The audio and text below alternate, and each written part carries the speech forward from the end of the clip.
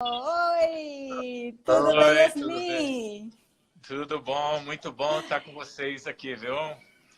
Prazer demais. Que, que joia! O pessoal estava ansioso para te ouvir, para conversar com você, conhecer, saber um pouquinho mais.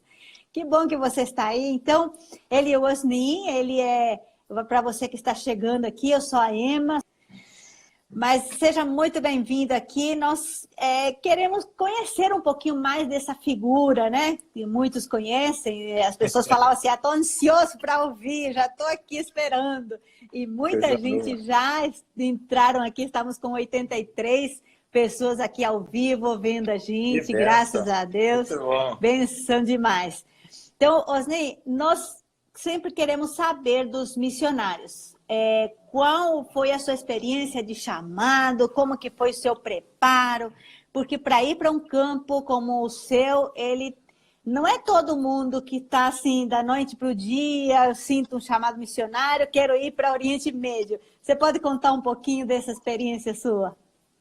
Vou contar, Emma. Muito bom estar com vocês aqui, com todo mundo que está entrando aí também para assistir essa live. E aqui são 00:05, né? Então já estamos assim, entrando no sábado aqui já. Sim. E meus filhos estão indo dormir, mas eu vou chamar eles só para dar um oi aqui. Ai, que bom! O Tiagão aqui fez 16 anos, Tiagão! agora dia 21 de maio. Fez 16 anos e está aqui me ajudando também aqui, fala várias línguas e está batalhando aqui com a gente. Ele teve uma participação, Tiago, na nossa revista Alcance, quando nós fizemos os Filhos de Missionário. Eu fiquei muito impactada com o que você falou. Que bênção ter você aqui com a gente, Tiago. Aí ele fugiu do barbeiro, né? Não deixa mais cortar o cabelo agora. Adolescente assim, eu vou te mostrar o cabelo do meu filho. Tá na fase aqui, né? Certo. Mas dá um oi aí, Tiago. Oi, pessoal. Deus abençoe vocês. Obrigada. Espera um pouquinho aí, né? Espera só um pouquinho. Parece Aí que eu vou tem mais chamar a gente. Débora também. Isso. A Débora, não nesse domingo, no outro domingo, ela vai fazer 14 anos. Olha, Débora, você tá muito linda, Débora. Aí eles falam assim que meus filhos estão muito lindos e falam que é a cara do pai. Então eu tô achando que eu sou lindo também, não sei. Eu tô assumindo isso. Tá certo. Então nós queremos chamar. Deixa o Thiago também aqui do seu ladinho. Tem para ficar os três juntinhos aqui? Que nós temos aqui uma surpresa. Para os dois. Oh.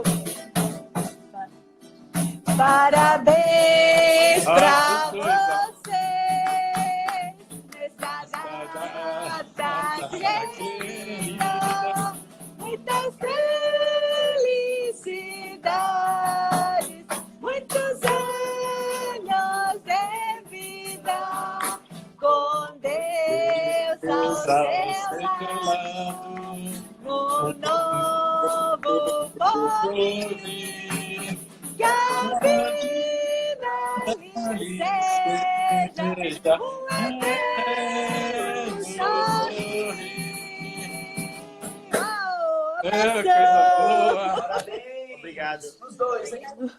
Bem Beijão brasileiro, pra hein? você. Ah, tem que ser, né? Muito bom contar com vocês aí. Sintam-se muito queridos, amados por todos nós da Igreja do Brasil, da APMT, viu? Meninos, muito bom ver vocês. Deus abençoe. Feliz aniversário. Obrigada. Eles vão deitar agora. Tá joia. Bom descanso para eles. Já é bom sábado. trabalho para nós. Tá certo. Então vamos lá, vamos falar um pouquinho do meu chamado, né? Eu nasci numa família cristã, né? Minha mãe se converteu no ano que eu nasci.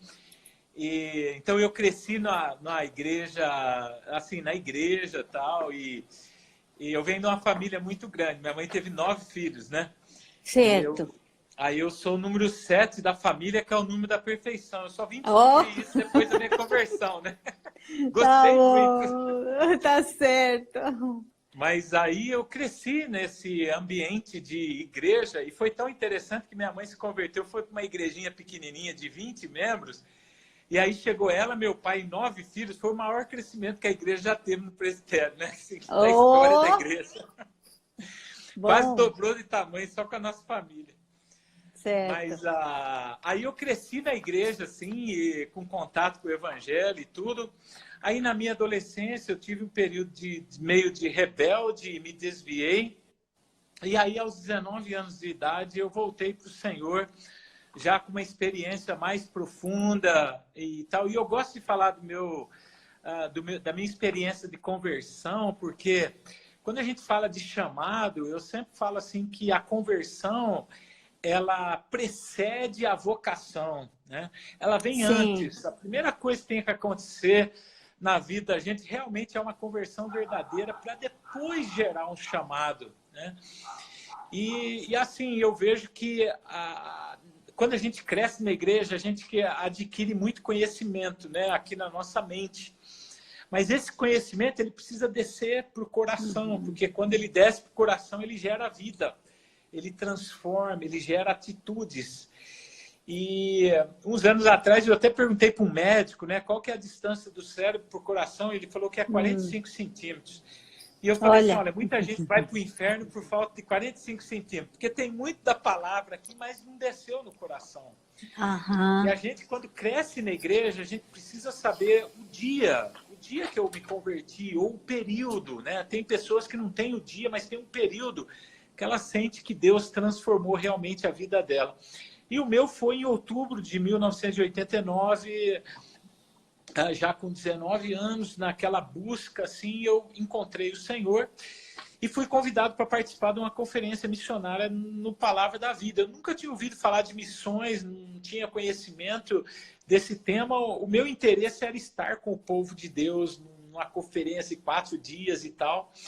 E ali, pastor Edson Queiroz, que já está na glória, né? Já foi chamado pelo Senhor, ele estava pregando ali sobre missões de povos não alcançados. Nós éramos mais ou menos uns 400 jovens ali no Palavra da Vida, em Atibaia, no interior de São Paulo. E aí, no último dia, ele fez um apelo. E o apelo dele foi assim, não para quem quer contribuir para missões, não para quem quer investir em missões, mas quem quer pisar nos campos. E ele foi muito específico que seria campos não alcançados. E aí o menino no teclado começou a tocar, o pessoal começou a chorar, foi um momento muito emotivo, assim, né? E aí a gente fica meio assim, nossa, tá muita emoção, muita gente vai aceitar esse apelo, mas não vai pisar no campo mesmo não, né?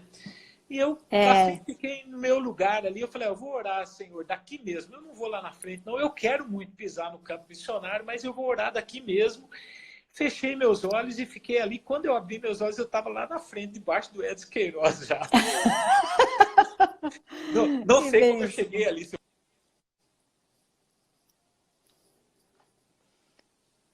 Aí entrou uma ligação aqui.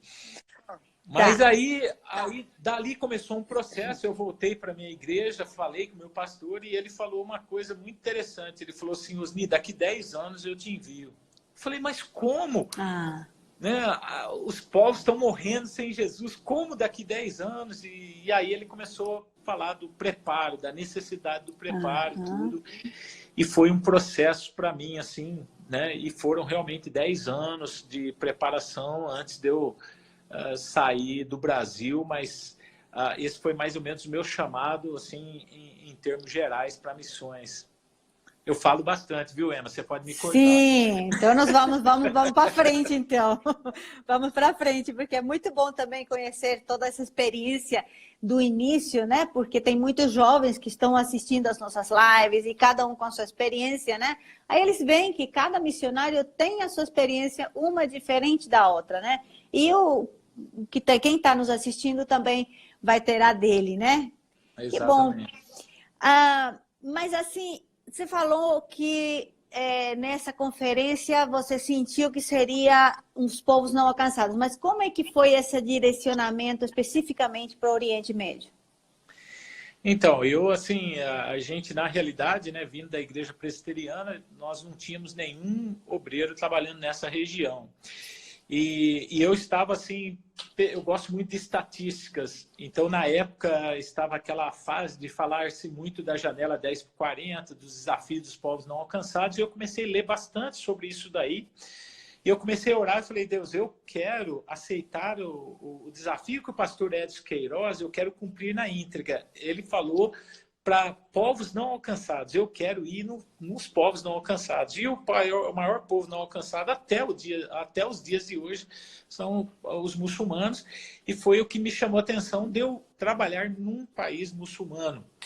O Oriente Médio veio muito depois do meu chamado, né? Eu já estava assim, uns 5 anos de preparação, já no meu último ano de seminário, que ouvindo uma aula de missiologia com o Timóteo Carriquer, que, né, também é missionário no Brasil, e ele disse uma coisa muito interessante. Ele falou assim, olha, o Oriente Médio ele é tão aberto para os brasileiros e nós não temos ninguém quase que vai para o Oriente Médio. E outros países, assim, a gente que tem uma aceitação de americanos e outras nacionalidades, muitos brasileiros vão.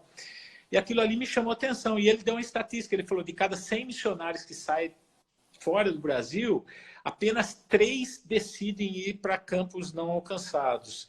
E desses 3, apenas 10% vão para o Oriente Médio. E aquilo ali assim, foi muito impactante para mim. Eu falei, não, eu quero ir para o Oriente Médio, então. E ele usou uma expressão assim, que o Oriente Médio era o coração do islamismo. E eu fiquei pensando assim, se eu parar esse coração, aquela ousadia do jovem, né? Eu vou parar esse coração, a gente para todo esse crescimento da religião, né?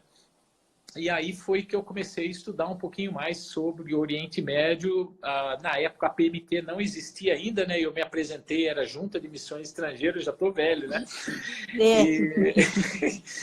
E aí foi interessante que eles falaram, para onde você quer ir? Eu quero ir para o Oriente Médio. Eles falaram, mas a gente não sabe como te enviar para lá, a gente não tem ninguém. E aí nós fomos estudando, criando parcerias e eu consegui pisar então no Oriente Médio pela primeira vez em agosto de 2001. Então, em agosto desse ano, vai fazer 19 anos que eu estou na região aqui.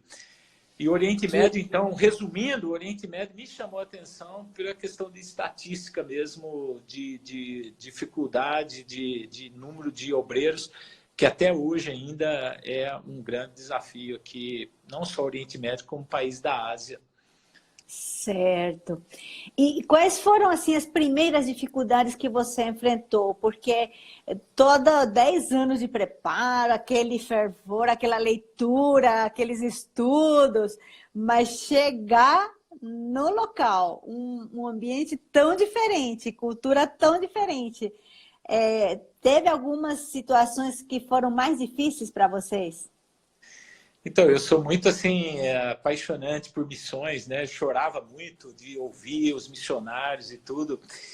E aí, quando eu estava já nas minhas últimas preparações para sair do Brasil, eu ouvi uma palestra do Ronaldo Lidório e ele disse uma frase assim, que toda a emoção do chamado, do envio, do culto de envio, aquele choro, aquela emoção de você ir para o campo, toda aquela emoção acaba no primeiro dia que você pisa no campo, que a realidade é dura e cruel.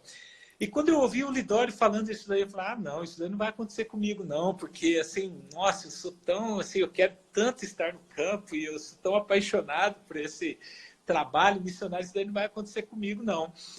Mas, assim, nem precisou eu chegar no Oriente Médio, né? Eu passei na Inglaterra para estudar inglês e já tive, assim, grandes choques lá, né? Com a cultura, a dificuldade, com o aprendizado da língua, tudo. E quando a gente chega no campo, a gente tem, assim, aquela ideia, tá bom, eu vou sentir o choque linguístico, e você sente mesmo. Eu vou sentir o choque cultural, você vai ter um choque espiritual de uma outra religião e tal. E esses choques, eu tive um preparo prévio no Brasil, na Inglaterra, para trabalhar com essas questões de choques que eu iria enfrentar. Mas aí teve um choque que ninguém falou para mim. E eu chegando aqui no Oriente Médio, eu descobri que 95% dos obreiros que vão embora prematuramente do campo foram por causa desse choque. E eu falei, poxa, mas ninguém me avisou. E aqui eu descobri, com muita dificuldade, que o maior choque no campo missionário é o outro missionário. Né? Porque quando você chega numa realidade aqui, que nem a minha primeira equipe era um casal de alemães, um casal de canadenses, uma família americana, uma família coreana e eu de brasileiro. E nós 5 juntos trabalhando para plantar a igreja entre os árabes, uma outra cultura. Cada um dessas famílias vinha de uma denominação diferente. Então, assim, nós estávamos ali numa visão de reino mesmo, mas assim, cada um carregando a sua religião, a sua denominação e a sua cultura. Língua, a sua cultura, tudo, e a gente enfrentando ainda uma outra cultura, que é a cultura dos árabes. E esse daí foi um dos maiores choques que Deus teve que trabalhar muito comigo, no sentido assim, que se os árabes não vissem união em nós, como que a gente poderia esperar deles também uma união depois de uma conversão, né? E foi um alto preço a ser pago para isso. Eu tive muitas experiências assim, até mesmo da minha equipe, né? O canadense, quando eu fui falar com ele que eu queria aprender árabe, a primeira coisa que ele falou para mim, ele falou: você nunca vai aprender árabe. Árabe é a segunda língua mais difícil do mundo. Eu estou aqui mais de 10 anos e eu não falo árabe. Aí, assim, isso era a motivação, né, que a gente recebia quando chegou aqui da equipe. Né? Sim. Você falava alguma coisa, brasileiro é assim. Né? Se você chegasse 1 minuto atrasado numa reunião deles, brasileiro assim, não cumpre horário. Então, aquela tensão, aquelas coisinhas pequenas, mas que vai afetando.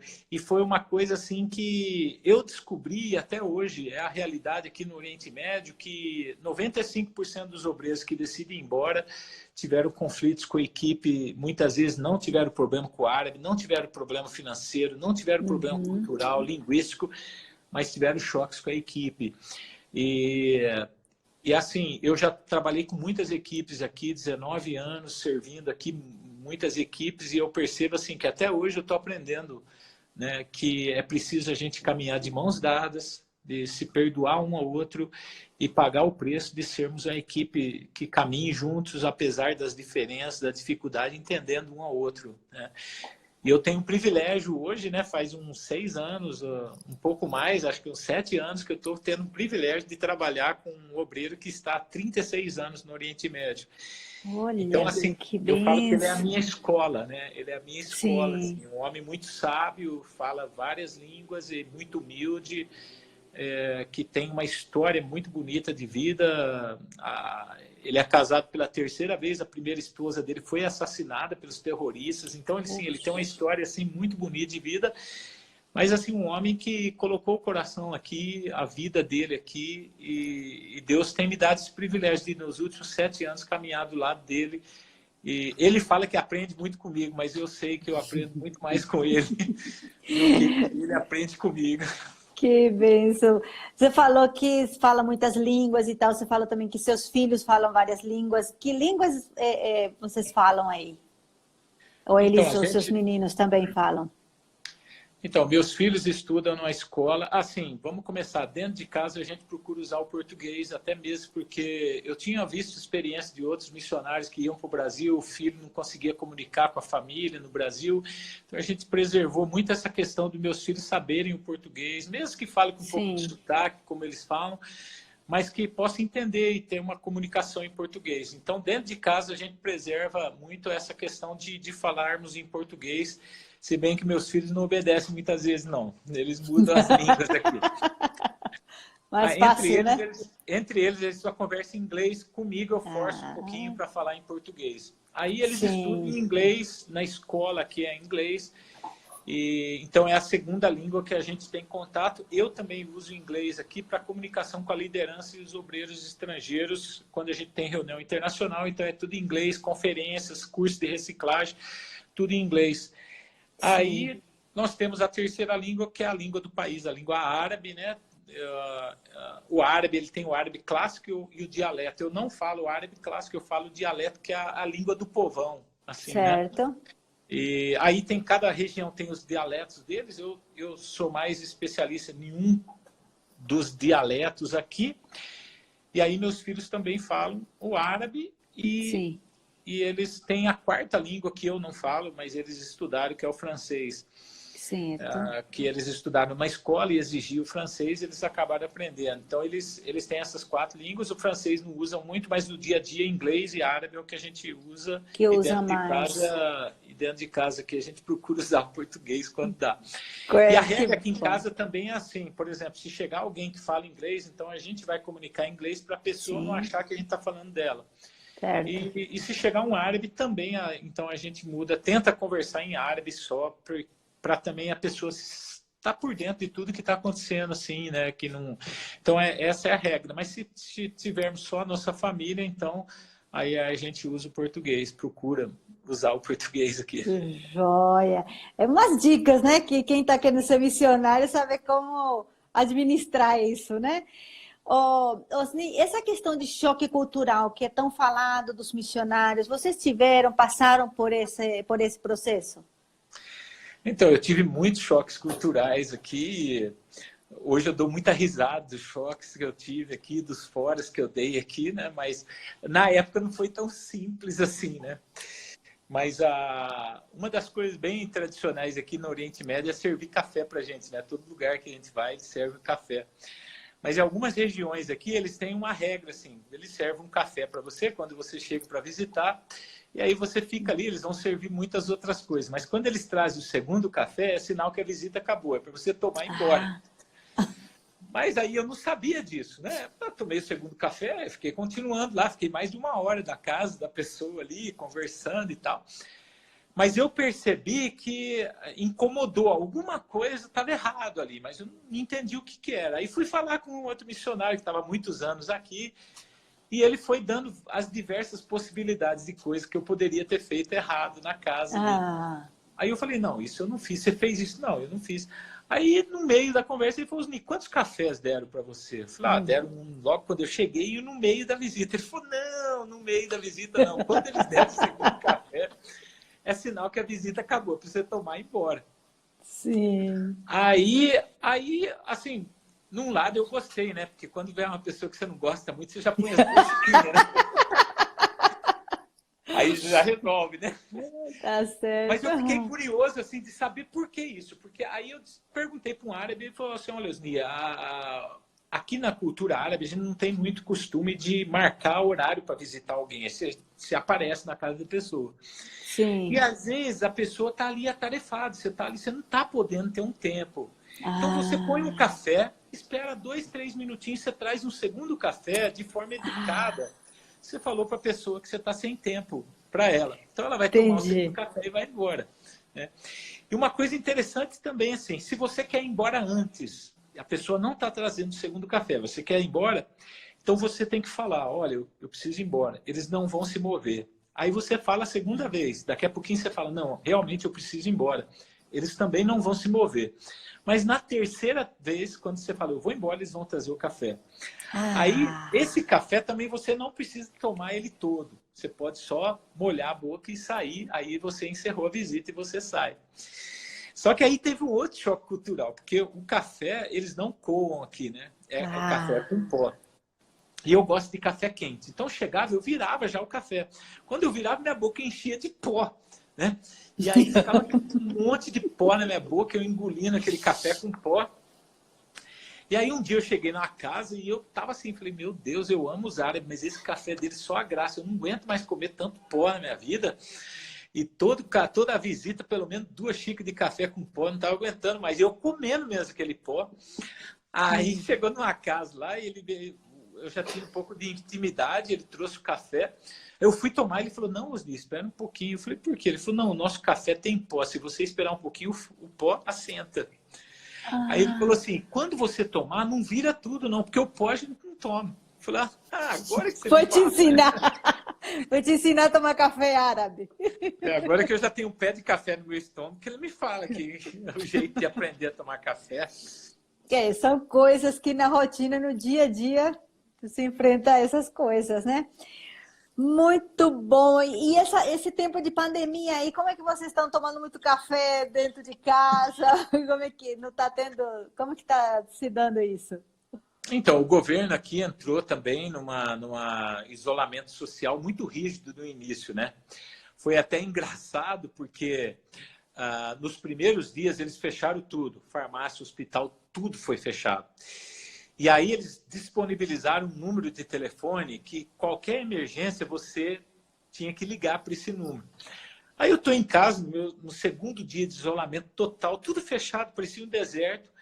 De repente eu olho na frente de casa, chegou um tanque do exército, 3 carros de polícia. Falei, meu Deus, o que está acontecendo? E pararam na frente do meu vizinho.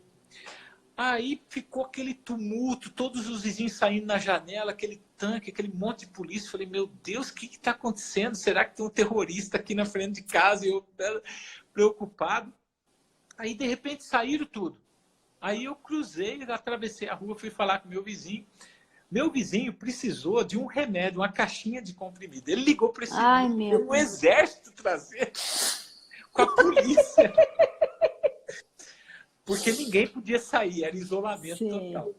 Bom, isso não funcionou, é lógico, por muito tempo, né? O pessoal começou a reclamar tudo, aí eles foram abrindo os mercadinhos, mas não podiam sair de carro. Então você tinha que caminhar nos mercadinhos próximos da sua casa, de máscara, de luva, tudo. Para as mulheres muçulmanas aqui, muito fácil, porque elas já se cobrem todas. Então não precisa de máscara, não precisa de nada, né? Mas aí para a gente precisava. E aí eles começaram gradualmente a abrirem as coisas. Eles isolaram o pessoal que tinha assim, suspeita do vírus. Muito poucos casos aqui até hoje, graças a Deus, assim, está muito tranquilo essa questão. E agora, no dia 26 de maio, o governo meio que abriu quase tudo, né?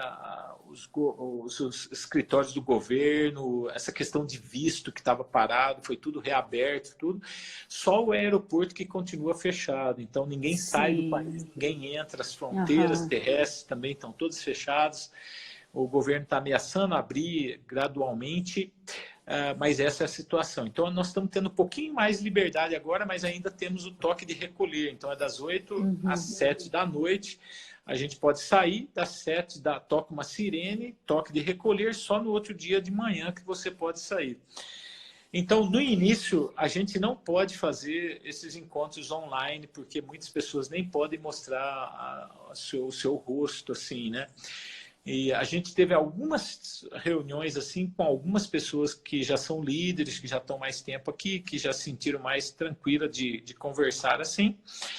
E quando o governo liberou esses encontros durante o dia, aí a gente começou a encontrar, mas ainda estamos fazendo, mas assim, não em grupo, mas visitando uma família, visitando outra família e tal. E aí toda a rede dos nossos líderes estão acompanhando todo mundo, porque a gente trabalha com grupos pequenos, né? Cada grupo tem o seu líder. Então os líderes estão acompanhando, as pessoas estão ajudando. Nós temos refugiados que a gente ajuda com cestas básicas, tudo. Então tudo isso daí está funcionando, está chegando. Estamos distribuindo bíblias, tudo, mas tudo respeitando as restrições do governo aqui.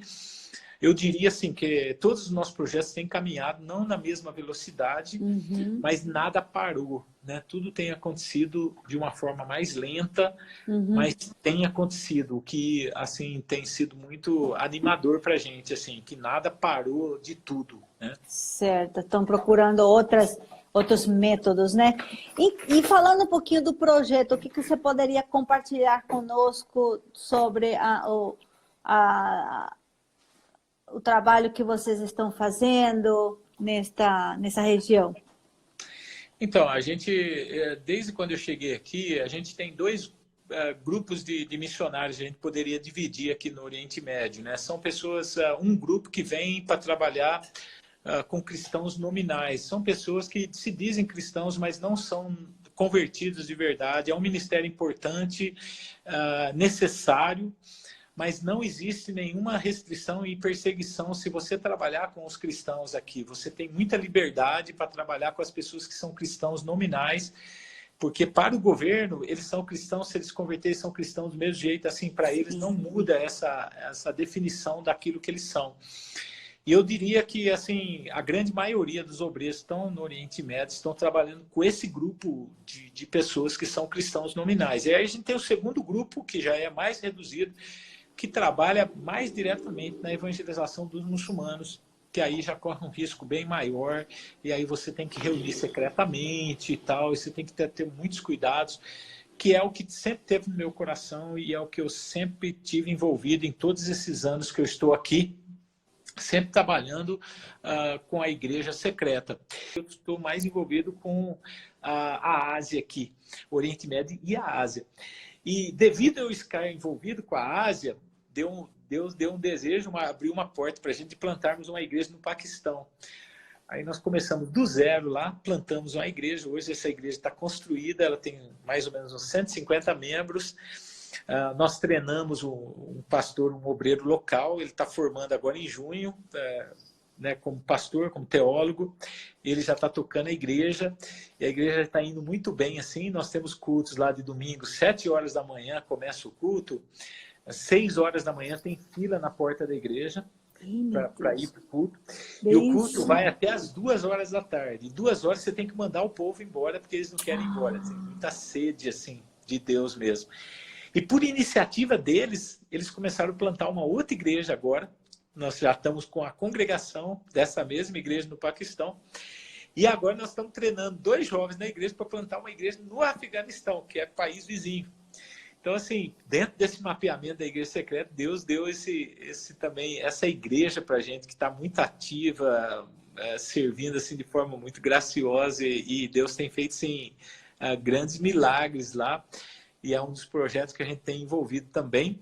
E nesse mapeamento nós estendemos até a Coreia do Norte, de um projeto de levantar intercessores para a Coreia do Norte, que é o país que mais persegue cristãos do mundo, né? E aí nasceu o nosso projeto Abraão, que é um projeto para levantar intercessores, que as pessoas podem até acessar na internet o nosso projeto, se inscrever lá também como intercessor da Coreia do Norte. Então nós estamos envolvidos em todas essas coisas aí, mas sempre focado em um propósito. O meu propósito sempre foi trabalhar com cristãos secretos que são perseguidos assim, né, por causa da sua fé. E também tem a questão da tradução. Como é que é esse projeto? Nós temos aqui no Oriente Médio vários dialetos assim, que eles são só falados, mas não são escritos, não é uma língua oral só. E aí Deus deu para a gente 2 grupos que a gente aproximou mais. Não era o meu propósito me envolver com isso, realmente eu não sinto dom para isso até. Mas foi uma coisa assim que forçou pela necessidade, né? Nós temos 2 povos, os Jabales, que é um povo que vive nas montanhas, falam também uma língua só falada, mas não é escrita, e os Maharis, que é um outro grupo também, que tem uma língua só oral. E aí, para a gente traduzir a Bíblia para eles, precisaria criar um alfabeto, alfabetizá-los, e aí começar o processo de tradução. Então, nós tivemos uma outra ideia, de ao invés de nós entrarmos na tradução da Bíblia impressa, nós fazermos a Bíblia oral, só gravarmos a Bíblia em áudio, que seria uma coisa assim mais rápida, né? E aí nós começamos esse projeto, primeiro com os Jabales, não tínhamos nenhum convertido Jabales, e começaram a vir, né, pessoas convertidas, e hoje nós temos mais ou menos uns 46 Jabales convertidos, nós temos boa parte das escrituras já gravada em áudio para eles. Nós distribuímos o MP3, muito bonito, com energia solar, então ele carrega por sol, aí o árabe está lá tirando leite do camelo lá, né? E ouvindo a Bíblia e ao mesmo tempo carregando a bateria no sol ardente do deserto, né? Então assim, funcionou muito bem. E aí, por causa dos Jabales, até a iniciativa dos próprios Jabales também foi a ideia de começar o projeto com os Maharis, que é mais pioneiro, estamos ainda no início das gravações, já distribuímos 400 MP3 no meio dos Maharis e 1.400 mais ou menos no meio dos Jabales. E através desses MP3 que a palavra de Deus tem chegado para eles, né? Só para você ter uma ideia bem rápida, os Jabales nós já temos 90% das parábolas gravadas, nós temos o livro de Provérbios inteirinho, porque eles gostam muito de Provérbios, nós temos várias histórias do Antigo Testamento gravadas em áudio e salmos, alguns salmos. E tem sido ainda, estamos gravando mais e mais, o alvo é termos a Bíblia toda. E o Maharis também, nós temos algumas porções dos Maharis, bem menos, mas já temos porções que já estão nas mãos dos Maharis, e a gente quer que em breve a gente vai começar a batizar os primeiros Maharis aí para Cristo. Oh, glória a Deus. Mas eu só estou querendo parar esse ponteirinho do relógio aqui, que tá rápido demais, você não está achando? Né? Tá avançando muito rápido. Ó, tem tantos projetos que você está falando para a gente, e a gente até cansa de... Como assim? É tanta coisa acontecendo. Há necessidade de pessoas na equipe, de mais obreiro para esses projetos? Não, demais, assim, né? A gente está agora, por exemplo, nós, nesses mapeamentos, a gente está identificando vilarejos, assim, no deserto, sem ninguém, assim. Nós estamos chegando lá com aulinhas de futebol, aulas de inglês, para a gente começar a conquistar a comunidade. E, assim, falta recursos humanos, assim, né? Porque é muito pouca gente para muitos projetos, assim, né? São lugares mais difíceis, né? Eu tô com um irmão que chegou aqui, um jovem, que ele se dispôs a morar num desses vilarejos, que é, assim, bem difícil mesmo, não tem nada, assim, não tem um mercado grande, tem coisas que você precisa viajar 100 quilômetros para comprar, assim, então, assim, é bem difícil. Mas ele é casado com um bebezinho, e ele, ontem mesmo, ele passou aqui em casa e falou, não, eu estou firme nesse propósito, eu vou morar nesse vilarejo. Então, assim, nós temos muitos vilarejos no deserto que a gente tem identificado, e há uma grande necessidade de obreiros mesmo que se disponham, né, a pagar o preço. Não é fácil mesmo, não. Mas se estiver disposto a pagar o preço, tem muito campo aqui. O que mais te motiva a continuar nesses projetos, nessa região? O que mais motiva a continuar, assim, muita gente pergunta para mim se eu já tive vontade de desistir, né? Eu falo que todo dia de manhã eu tenho vontade de desistir. Aí eu faço minha oração e peço para Deus me ajudar a continuar, né? Mas o que me motiva é você ver a transformação na vida das pessoas, né? Que nem nós começamos há 7 anos atrás a resgatar algumas crianças que são vendidas como escravos sexuais do Estado Islâmico. Nós começamos a comprar essas crianças, assim, fingindo que era para isso também, porque você não pode se identificar. E aí nós começamos a colocar essas crianças em orfanatos cristãos aqui. E foi construído orfanatos, assim, especificamente para isso. Nesses 7 anos, nós já tiramos mais ou menos 2.300 crianças dessa situação. E se as pessoas tiverem curiosidade de olhar na internet, no YouTube, vazou algumas fotos aí na internet dessas crianças em gaiolas sendo vendidas. E é dessa maneira que a gente encontra essas crianças. Mas há 7 anos atrás, uma das primeiras crianças resgatadas foi um menino chamado Khalil. Nós compramos esse menino por $25, e quando ele veio na nossa van, ele veio armado, para você ter uma ideia. Ele estava sendo treinado para servir o exército do Estado Islâmico. Nós colocamos ele no orfanato e começamos o trabalho com ele, de discipulado, tudo.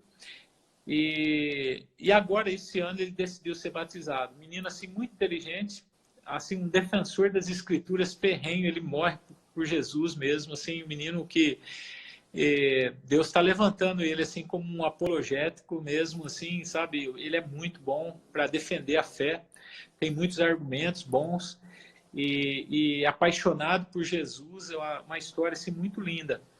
Mas nós não conseguimos batizar ele por causa da pandemia que entrou.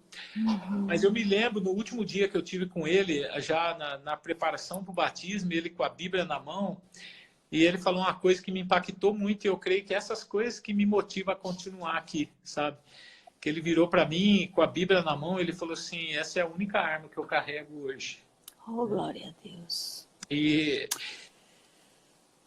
ele falou assim, eu troquei essa única arma que eu carrego hoje, e a arma mais poderosa, que pode transformar a minha nação, a minha família, essa região aqui.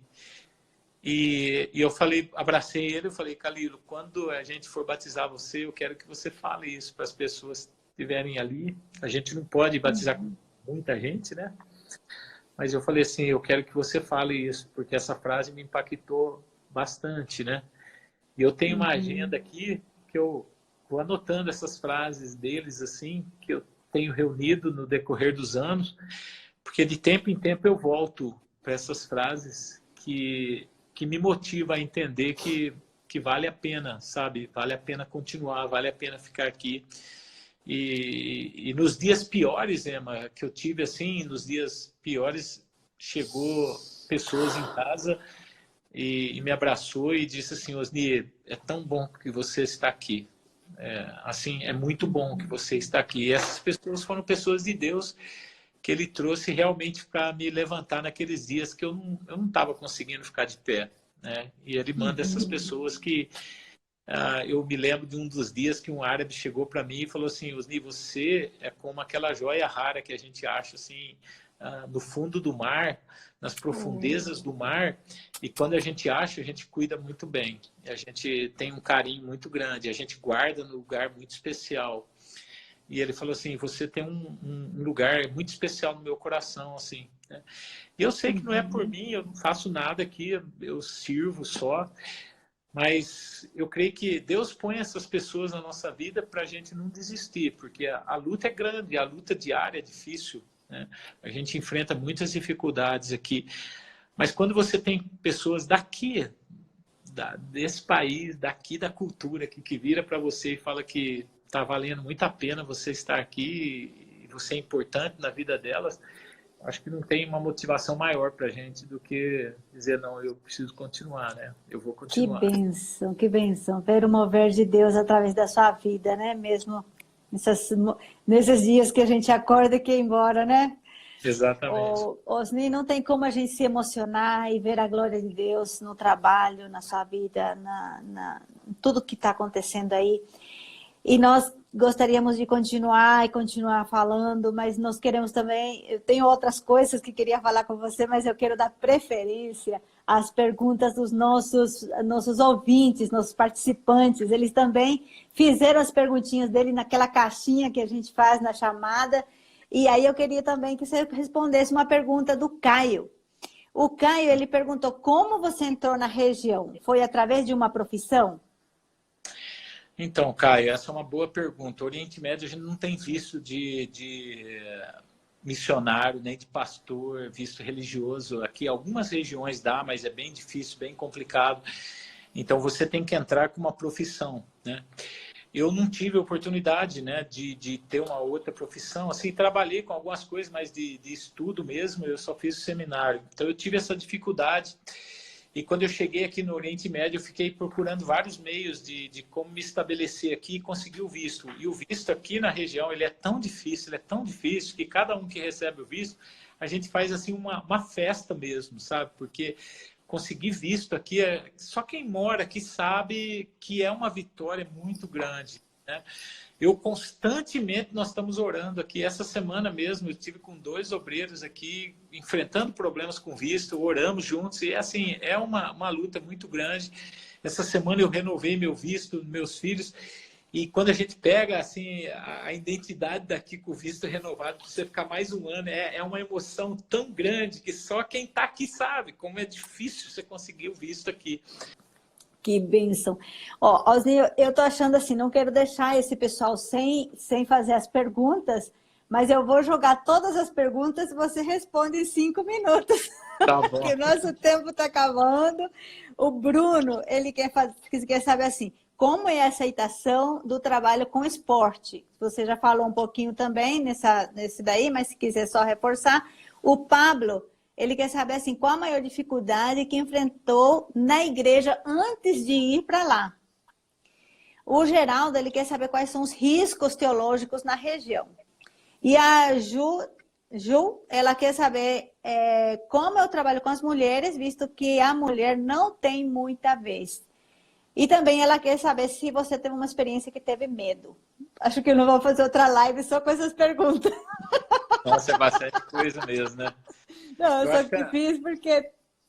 A pergunta de esporte está bem tranquila de responder, porque realmente assim, é um campo muito aberto aqui, muitos obreiros estão trabalhando nessa área de esporte, qualquer tipo de esporte que é bem aceito. O árabe, ele não olha o esporte como uma profissão, então é difícil essa consciência de você pegar um menino que joga bem futebol, voleibol, qualquer esporte, e você pensar de profissionalizar esse menino. É um pouco difícil, é complicado nesse sentido, mas nós estamos trabalhando para isso, né? Eu tenho um irmão até do Brasil, aí em Vitória, no Espírito Santo, que ele tem uma empresa de investir em jogadores de futebol, e nós estamos fazendo uma parceria aí para ver se a gente tira uns meninos refugiados para se tornarem aí profissionais mesmo no futebol. Mas assim, o campo é muito aberto, há muita aceitação, mas como um hobby, não como algo profissional, assim. Mas a gente está mudando essa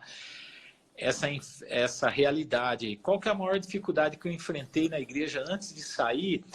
Bom, quando você sai do Brasil, você tem que conquistar a credibilidade das pessoas. As igrejas precisam acreditar no seu chamado, acreditar no seu projeto, né?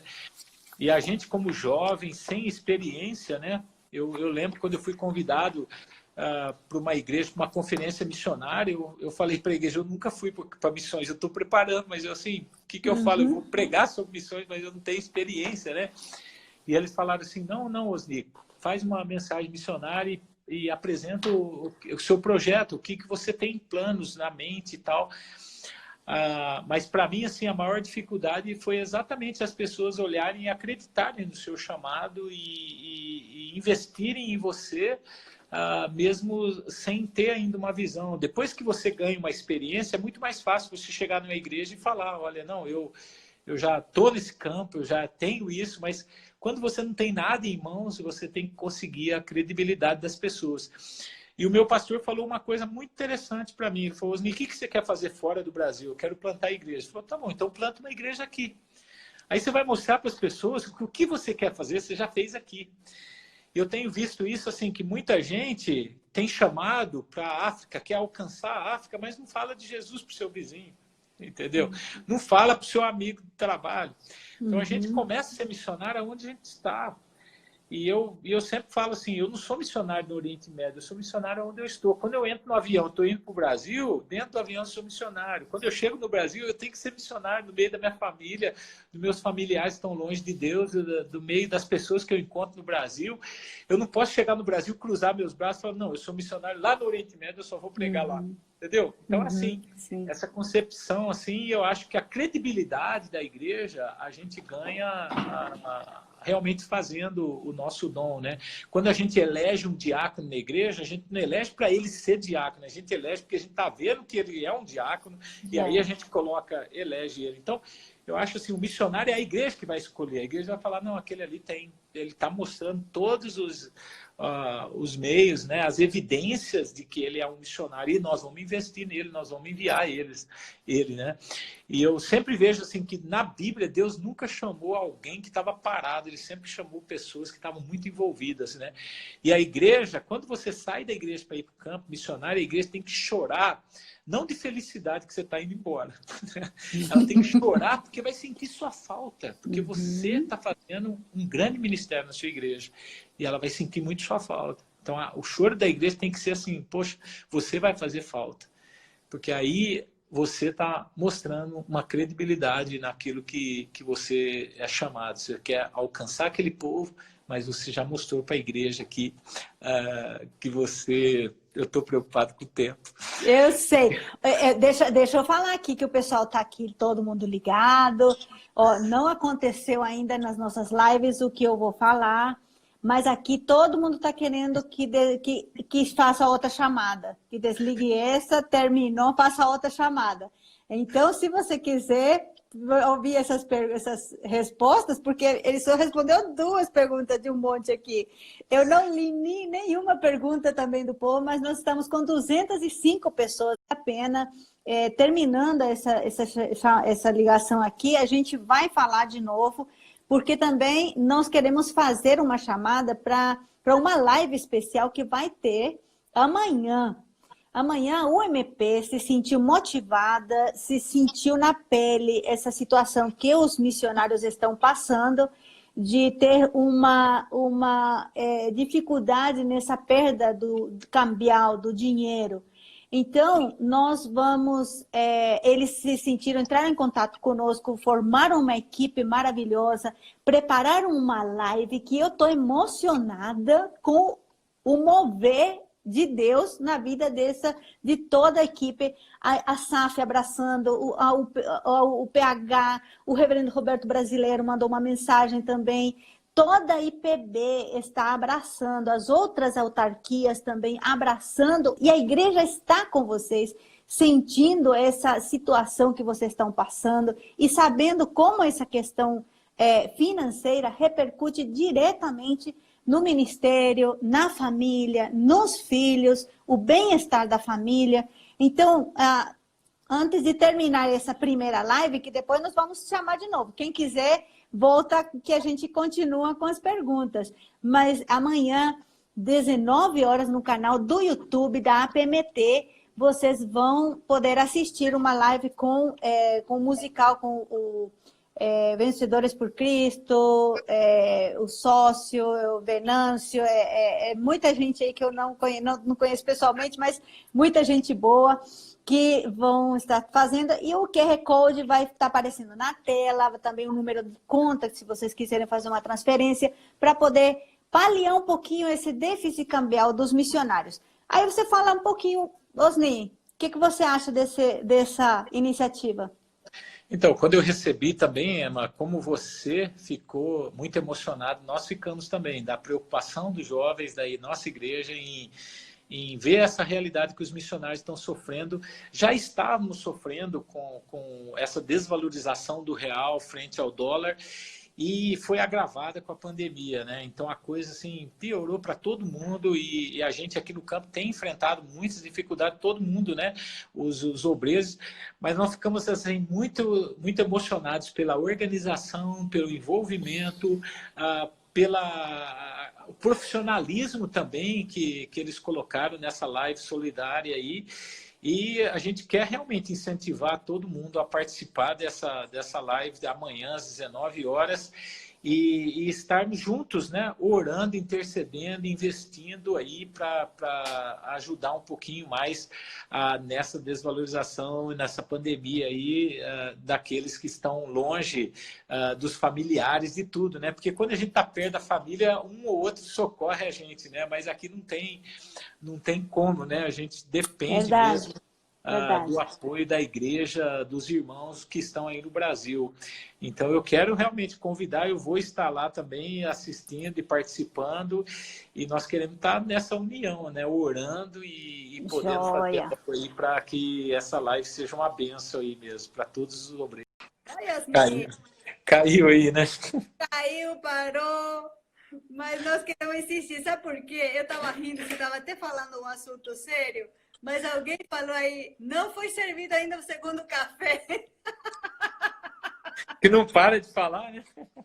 O segundo café não foi. Enquanto não for o segundo café, você não pode ir embora, não. É verdade.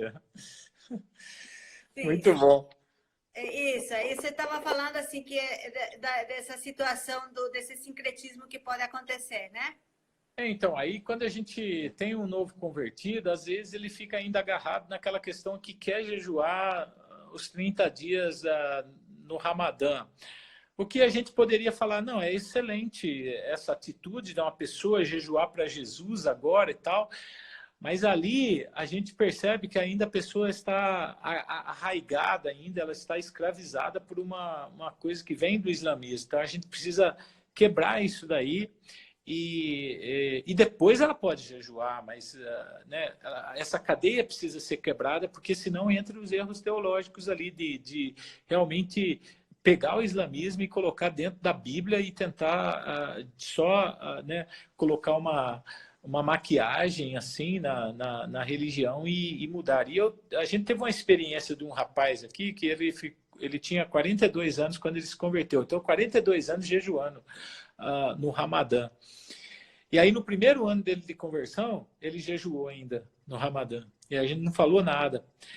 E aí, no segundo ano, ele falou, não, se ele tomar a decisão de jejuar, nós vamos ter que conversar com ele. Mas no primeiro dia do jejum, ele convidou a gente para almoçar na casa dele. Porque você não pode comer em público, mas você pode comer fechado, né? Assim, em público não pode, mas dentro de casa pode. Aí nós fomos na casa dele, mas ainda tinha aquela dúvida de que ele poderia nos servir, mas não comer. E aí eu falei, não, nós vamos ter que conversar com ele, porque a gente sente que ele ainda está escravizado com essa cultura islâmica, né? Mas aí ele pôs a comida no prato dele, assim, e quando ele colocou a primeira garfada de comida na boca, ele começou a chorar e as lágrimas pingavam assim no prato dele. E o tempo todo que ele ficou comendo ali, ele ficou chorando e falando uma frase: eu estou livre, eu estou livre, eu estou livre. E ali a gente percebeu assim, quão importante é que essa cadeia se quebre, né? Orar 5 vezes ao dia é bom, você quer orar depois de convertido? Ora, mas ora fora do horário, então, que o islamismo ora. Porque você percebe que ainda tem essa cadeia, existia essa cadeia que precisava ser quebrada. E se isso não é tratado, isso daí pode gerar muitos problemas teológicos. Mas por que eu estou falando isso daí? Porque hoje já existe um grupo de missionários aqui que defendem que um muçulmano pode se converter e continuar indo na mesquita, continuar fazendo todas as tradições do islamismo. O que eu não concordo, porque você cria assim, o muçulmano, ele tem muito, a religião islâmica, ela deixa a pessoa com muito medo. Não é um Deus de amor, é um Deus de justiça. Se você não orar, você vai ser castigado. Se você não jejuar, você vai ser castigado. Então, com esse medo do islamismo, do Deus do islamismo, e juntando com a experiência que ele teve no cristianismo, interessado no cristianismo, ele pega junto os dois e faz uma religião só. E aí vira um sincretismo religioso, sendo que a pessoa não tomou decisão para lado nenhum. Aí você fala assim, não, mas se a pessoa decidir, ela pode morrer. Mas isso que aconteceu com o próprio Paulo, né? Quando Paulo decidiu, ele sabia que o preço poderia ser a morte. E eu vejo que as pessoas que realmente decidem e se convertem, elas estão dispostas a pagar qualquer preço. Elas não ficam jogando com a fé, né? Então, existem esses riscos teológicos, sim, muito ligados com a religião islâmica e a gente tem que combater. E, por incrível que pareça, chegou aqui também a teologia da prosperidade, né, tão divulgada aí. A gente tem um pouquinho dela aqui, não é tão forte, mas existe ainda essas pessoas que creem assim, né, que depois que você se converte, você tem que ter um carro novo, você tem que ter isso, um camelo do último ano, né? Mas existe essa questão também aí, mas ainda assim não é tão forte aqui, né? Mas acontece. E a Ju, ela quer saber como é que eu trabalho com as mulheres, visto que as mulheres não têm as suas restrições, né? Então, trabalho com mulheres e com crianças são dois grupos que a gente trabalha de forma bem mais delicada, porque são dois grupos que não têm muita liberdade. A mulher, pelo contexto do islâmico aqui, que é o homem que tem mais valor, e as crianças também, que é uma coisa assim, muito perigosa, porque se você converte uma criança só de uma família, com certeza ela vai soltar isso para a família, e isso pode gerar muitos problemas. Então, falando um pouquinho do Ministério das Crianças, a gente trabalha só com filhos de convertidos. Então, quando uma pessoa se converte, geralmente eles têm bastante filhos. Uma família pequena tem no mínimo 10 filhos, né? Nós tivemos um convertido, por exemplo, que tinha 54 filhos. Então, assim, é uma igreja já, né? Essa é a vantagem, né? Mas eles têm famílias muito numerosas e a gente trabalha, então, só com as crianças desses convertidos, no termos de crianças. Na questão das mulheres, nós temos um trabalho específico com mulheres que acontece, mas eles são camuflados com cursos. Então, por exemplo, tem curso de artesanato, tem curso de culinária, tem diversos cursos de beleza, né? Então, as mulheres vão para esses cursos, mas na realidade acontece um culto lá. Por exemplo, no curso de culinária, elas aprendem mesmo, fazer um pão, por exemplo. Enquanto o pão assa, eles fazem o culto. E aí leva para casa, porque para mostrar para o marido que realmente ela está fazendo, ela está participando de um curso e tal. E aí as mulheres usam esses meios para reunirem as mulheres. Quando é esposa ou filhas de convertidos já, aí isso é lógico que facilita muito mais, porque os pais estão sabendo e ela participa de uma reunião. Mas é o mesmo esquema de grupos pequenos. A diferença é que a maioria dos homens em grupos pequenos reúnem de madrugada, à noite, de madrugada, e as mulheres reúnem durante o dia. Então, geralmente, durante a semana, no meio de uma tarde, as mulheres se reúnem. Então, é lógico que é um ministério bem mais limitado. São só mulheres que podem entrar nesses cultos das mulheres. Então, as missionárias que fazem esse trabalho. E aí tem várias complicações, por exemplo, quando precisa batizar uma dessas mulheres, como fazer isso, a dinâmica, a logística para isso, a segurança, tudo. Então, eu volto no ponto. Quando o marido se converte também, as coisas facilitam bem mais. Mas quando o marido não se converte, que é só a mulher, então a coisa assim, vai bem mais lenta, bem mais difícil para ela se reunir, para ela participar e tal. Às vezes ela participa de um culto cada 2 meses. Vai depender da realidade e das possibilidades que ela consiga sair de casa para fazer parte de um culto, tudo. Mas uma coisa eu digo, Emma, tudo é possível, né? Tudo que a gente queira fazer, a gente consegue fazer com os devidos cuidados e precauções, mas a gente consegue alcançar e fazer o trabalho. Dá para fazer. Você está mostrando, né, direcionamento de Deus para algumas situações, como resolver. Eu creio que não existe uma cartilha, existe o mover do Espírito no momento, na hora, com muita sabedoria, com muito discernimento, né, de tudo. A outra pergunta que a Ju também fez foi uma experiência que você teve medo. Sim, a gente já teve várias experiências de medo, né? Tem medo? O ano passado eu estava no Irã fazendo dando um curso também lá e participando de uma conferência, era a maioria de líderes. E a gente tem ouvido a história de um ex-terrorista lá que se converteu e tal, e ele mora até escondido, está ameaçado de morte e tal, mas ele está fazendo um trabalho no deserto, mas num lugar muito afastado. E eu ouvi a história dele toda nessa conferência lá, conversando nos bastidores e tudo. Eu estava com um menino jovem comigo, que está há pouco tempo na região. E aí, numa dessas rodinhas de conversa, aí, me convidaram para visitar esse rapaz. Esse rapaz assim, já matou tanta gente que ele nem lembra mais, mas hoje ele é convertido, mora escondido lá no deserto e tal. E aí eu não estava muito animado, sair de lá, viajar, tudo lá. E esse menino, vamos, pastor, vamos sim, vamos, tal. E ele marcou, fez a coisa, tudo, e eu e ele, mais 2 pessoas. Bom, dessas 2 pessoas, uma desistiu de ir, né? Quando faltavam umas 2 horas para a gente ir, esse menino desistiu de ir, falou que estava passando mal, não foi. Aí eu que não queria ir, sobrou para ir com o rapaz que ia me levar, que era o motorista.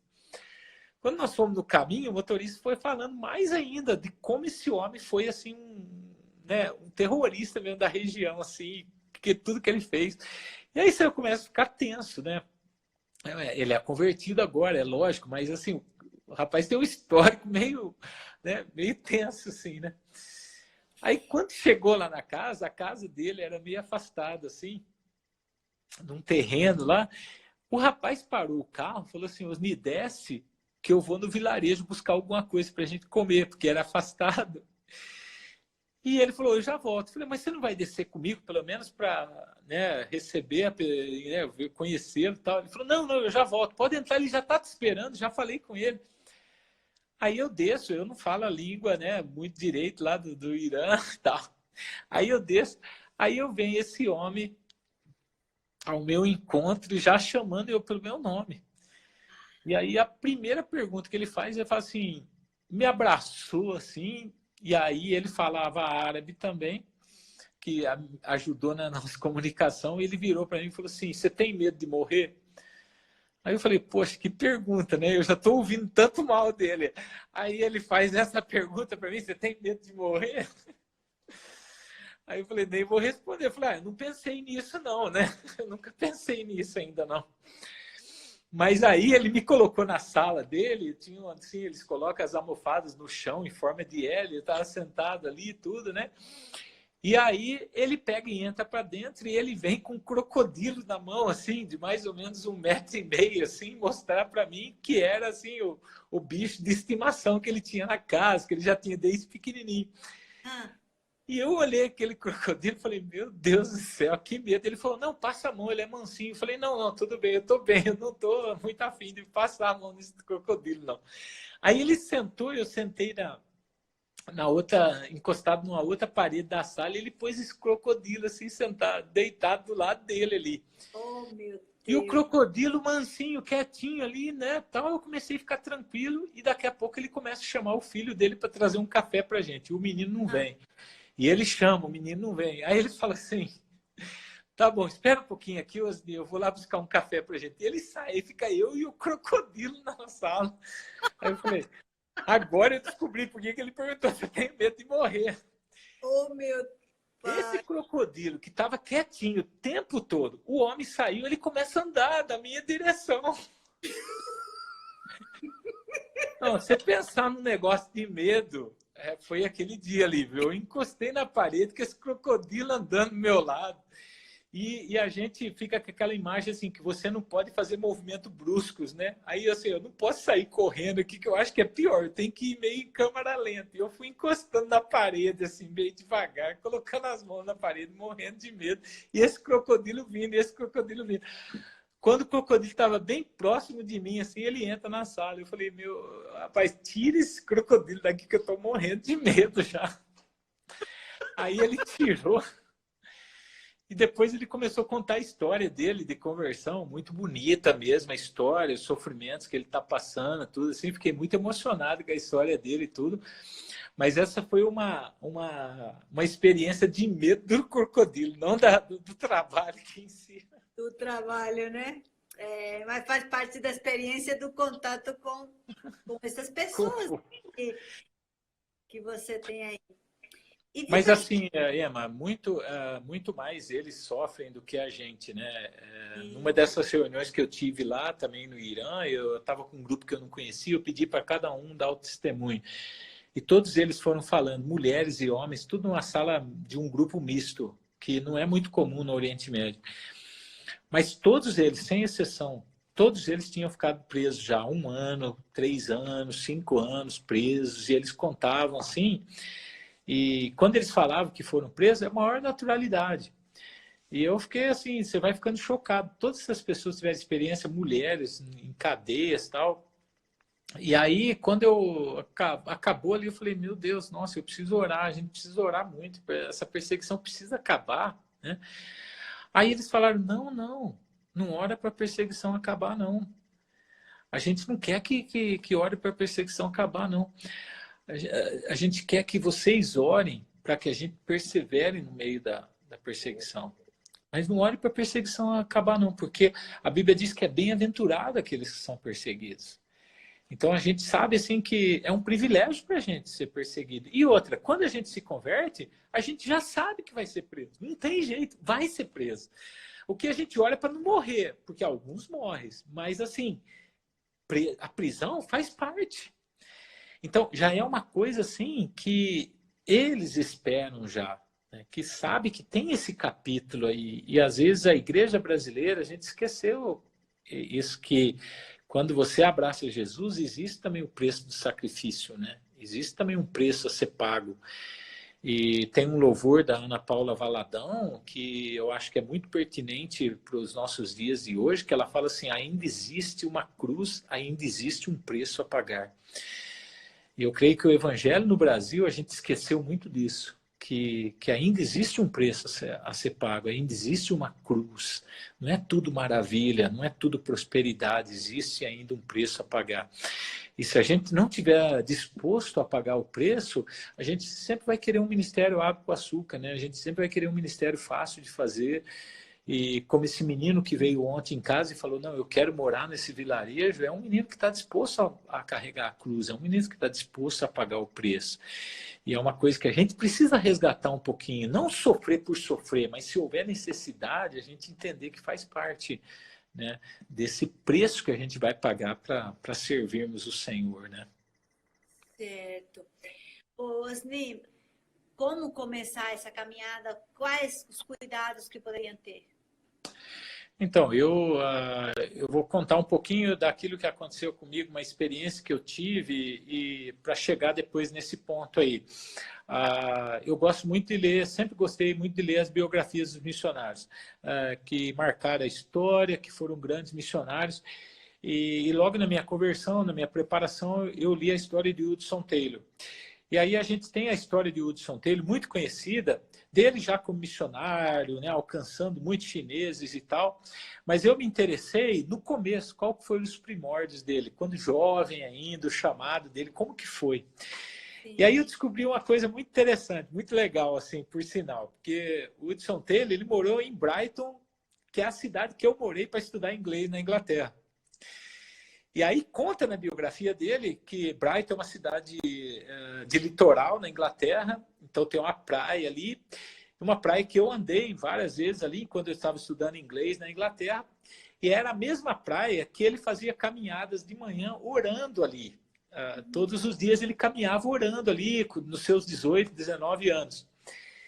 E dentro das milhares de orações que ele fez nessa praia ali de Brighton, na Inglaterra, que fica no sul, uns 80 quilômetros de Londres, ele fez uma oração que foi tão pertinente que ficou na biografia dele, registrada na biografia dele essa oração. E quando eu li essa oração, era uma oração tão curtinha, tão simples, mas tão impactante, que eu escrevi no meu livro de oração. E desde aquela vez que eu li essa oração, eu procuro fazer essa oração todos os dias. É a primeira oração que eu faço no dia. Eu levanto de manhã e eu faço a oração emprestada de Hudson Taylor para a minha vida. Uma oração muito pequena, muito simples, mas muito profunda. E essa oração que ele orou muitos anos atrás foi assim: Senhor, faça da minha vida valer a pena. Essa foi a oração dele. Senhor, faça da minha vida valer a pena. E eu tenho todos esses anos feito essa oração. Cada manhã eu falo: Senhor, faça da minha vida valer a pena.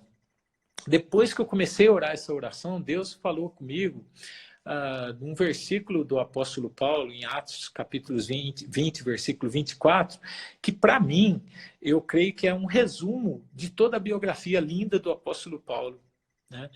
Nesse versículo, ele diz assim, eu vou até ler aqui na Bíblia, porque é muito impactante esse versículo de Atos 20, 24. Ele diz assim: porém, em nada considero a vida preciosa para mim mesmo, contanto que complete a minha carreira e o ministério que recebi do Senhor Jesus para testemunhar o evangelho da graça de Deus. O apóstolo Paulo diz assim: em tudo, para mim, em toda a minha vida, em todo o contexto que eu tinha, ele que falava vários idiomas, um homem muito capacitado, ele diz: eu não tenho nada mais precioso do que testemunhar esse evangelho da graça de Deus. Então, eu creio que duas coisas que a gente precisa, por exemplo, um jovem que está querendo servir no campo, que está se preparando, primeiro, entenda que não existe nada mais precioso do que a gente levar essa mensagem do evangelho. É assim, um privilégio muito grande quando a gente escolhe, quando Deus nos escolhe para essa missão. E Paulo entendeu muito bem isso, que era assim uma honra poder servir a Deus nas nações e plantar a igreja nas nações. Então eu creio que a primeira coisa é essa questão da gente realmente entender a preciosidade que é o nosso chamado.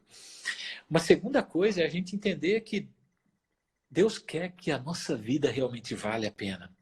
Eu vou estar num lugar, eu quero impactar aquele lugar, eu quero fazer diferença. Mas eu não vou fazer diferença no país, não, mas talvez você vai fazer diferença em uma pessoa, e essa pessoa vai fazer diferença na vida de muitas pessoas. Não é um número, não é estatística, mas é o seu coração voltado para o Senhor, para você realmente fazer a diferença. E a terceira coisa, não numa ordem sequencial, mas todas elas são de tão importância quanto uma ou outra, é a questão do preparo, porque a gente, quando jovem, a gente quer ser missionário e a gente já quer ir amanhã para o campo, porque a gente tem a ideia assim de que as pessoas estão morrendo sem Jesus. Mas eu percebo assim que quanto mais tempo a gente prepara, mais tempo você vai ficar no campo, né? Então, se você quer realmente fazer uma carreira missionária, né, que a gente nem deveria ter esse nome de carreira missionária, deveria ser, se você quer ser um missionário mesmo, né, aquele que vai ficar muitos anos no campo, eu creio que o essencial também é os anos de preparo seu, né? Agora, é lógico, cada campo, cada realidade tem preparos diferentes, mas existe um preparo básico que todo mundo precisa ter, né? E essa questão do preparo, a gente, como jovem, muitas vezes a gente não tem essa paciência de querer preparar, né? A gente não tem essa paciência de querer realmente capacitarmos primeiro para a gente poder servir. E por último, a gente chegar no campo sabendo assim aprender com a cultura. Às vezes a gente vai só querendo ensinar. A gente chega como aquele mestre que fala assim, não, eu vim aqui para mudar a coisa, eu vim aqui para ensinar, e quando na realidade a gente pode aprender muito com as pessoas que estão no campo. Eu tive um pastor árabe aqui, que é um homem visionário. Hoje ele cresceu tanto, o trabalho dele aqui cresceu tanto, que até eu preciso marcar horário para falar com ele. É até difícil, ele é um homem muito ocupado. Mas quando eu cheguei aqui, ele não tinha essa expressão. Mas eu vi ele como um homem visionário e eu caminhei com ele 4 anos juntos aqui. Aprendi muito. Ele foi uma escola para mim. E ele era alguém daqui. Sim. Que estava me ensinando. Então, assim, a gente tem que ter essa humildade de entender que a cultura que a gente está alcançando também tem muita coisa para nos ensinar, talvez muito mais de tudo que a gente já aprendeu e se preparou, né? E a gente ter essa humildade de aprender com eles e saber que você vai ter coisa para dar também, mas esteja aberto para aprender. Às vezes a gente só está aberto para dar, mas não para aprender com aquilo que eles têm para nos ensinar também, né? Exatamente. Sim, nós queremos até deixar você dormir, mas não sem antes compartilhar com a gente uns pedidos de oração, porque a Igreja do Brasil, a igreja está orando por você e nós queremos, depois nós vamos deixar também uma arte aí com os pedidos de oração, mas compartilhe aqui com a gente e nós vamos orar por você. Amém. Nós estamos com 2 líderes aqui nossos que foram presos recentemente e eles foram libertos no dia 11 de abril, à noite. E nós entendemos que eles precisam sair daqui da região. Nós vamos enviá-los para outros lugares mais seguros, porque agora a coisa já ficou muito mais exposta para eles. No entanto, com essa questão da pandemia, o país aqui, o aeroporto está totalmente fechado e eles estão correndo risco de serem presos novamente ou de serem espancados e tal.